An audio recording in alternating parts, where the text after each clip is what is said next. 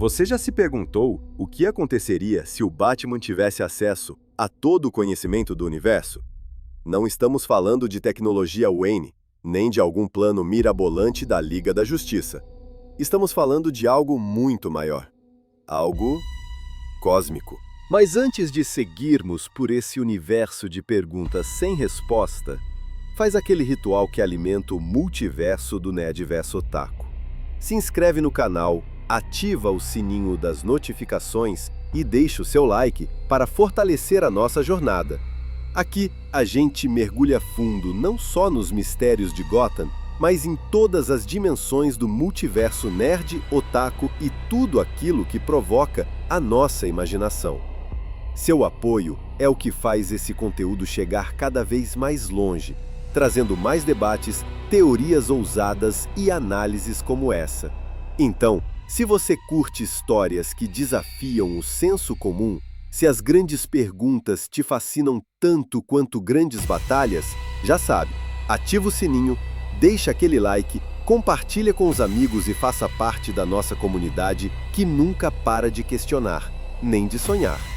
Agora, respira fundo e prepara o espírito, porque a próxima revelação é de tirar o fôlego.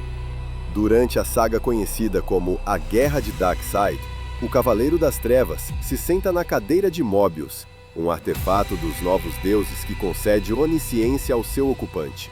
Com ela, Bruce Wayne poderia saber qualquer coisa. E então, ele faz duas perguntas. A primeira, quem matou meus pais? Resposta direta, Joe Chill. Sem surpresas. Mas a segunda pergunta é o tipo de pergunta que muda tudo. Qual é o nome verdadeiro do Coringa? A cadeira responde, mas nós, leitores, não ouvimos a resposta. O que vemos é a reação do Batman. Ele arregala os olhos e diz apenas, isso não é possível. Foi assim que a DC plantou a semente de um dos maiores mistérios da história moderna dos quadrinhos. Anos se passaram, até que, em 2020, a resposta, ou parte dela, finalmente veio à tona, em uma minissérie escrita por Geoff Johns e desenhada por Jason Fabok. Batman, Três Coringas. E o que descobrimos lá é que o Batman nunca enfrentou apenas um Coringa. Ele enfrentou três. Sim, três homens distintos, atuando como versões diferentes do mesmo caos. E o mais perturbador, eles sabiam uns dos outros. Eles trabalhavam juntos. Eles formavam uma trindade da insanidade. Cada um representa um arquétipo do vilão ao longo das décadas. O palhaço, o coringa cartunesco, mais bufão, menos letal, aquele dos anos 50 e 60. O vilão que roubava banco de risada e escapava com gadgets malucos. O comediante, cruel, manipulador. A versão inspirada em A Piada Mortal. É aquele que transforma tragédia em piada e sorriso em dor. E por fim, o criminoso. Frio, calculista, o arquiteto da loucura. Provavelmente o primeiro, a mente por trás de todos os planos.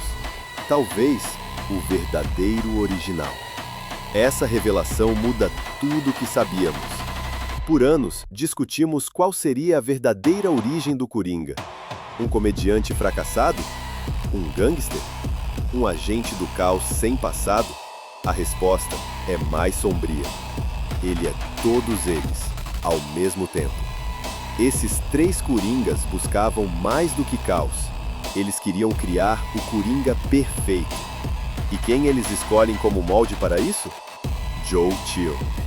Sim, o assassino dos pais de Bruce Wayne. O homem que iniciou a jornada do Batman. Eles tentam transformá-lo no novo Coringa, como se dissessem, você nasceu do trauma, e agora o seu maior trauma vai renascer, como seu espelho. É cruel, é simbólico, é genial. E aqui começa a leitura mais profunda dessa história. Mas por que isso toca o que há de mais íntimo em sua alma? A revelação dos três Coringas se conecta diretamente com aquela cena antiga da cadeira de Mobius. Faz sentido, não? Quando ele pergunta, qual é o nome do Coringa? E a cadeira responde com algo que o deixa sem palavras. É porque não existe um único nome, não existe um único Coringa. A resposta é, existem 3. Essa é a leitura mais aceita entre os fãs. Não foi dito com todas as letras na época, mas a minissérie de 2020 fecha esse ciclo. Agora, é aqui que as coisas ficam ainda mais insanas. Existe uma teoria, não oficial, nunca confirmada pela DC, mas que arrepia até os mais céticos. E se o Coringa foi criado por Alfred? Calma. Essa teoria parte da ideia de que o Batman precisa do Coringa tanto quanto o Coringa precisa do Batman. Eles são 2 lados da mesma moeda.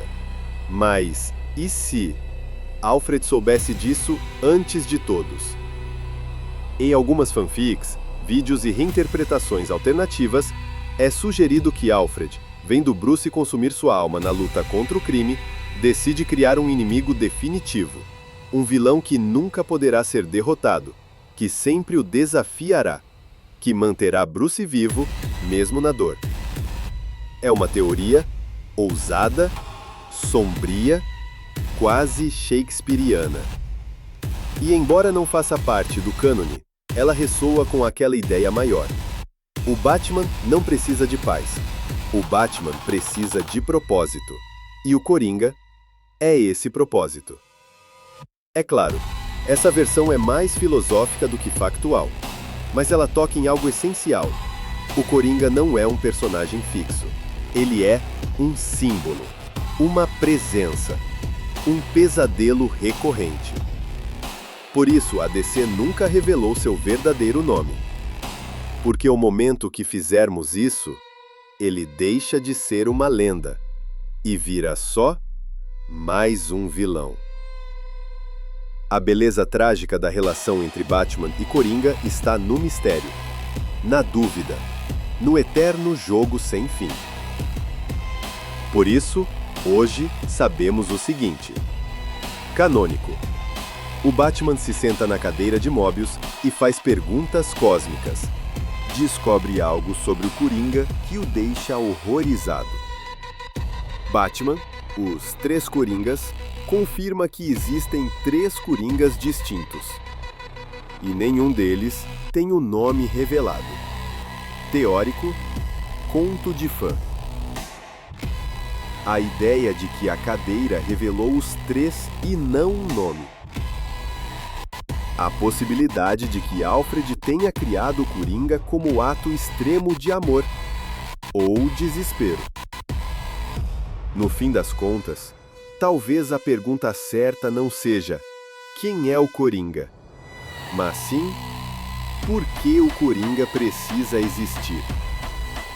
E enquanto o Batman continuar caçando sombras, o Coringa continuará sorrindo, como se dissesse: você me criou, e agora nunca mais vai se livrar de mim.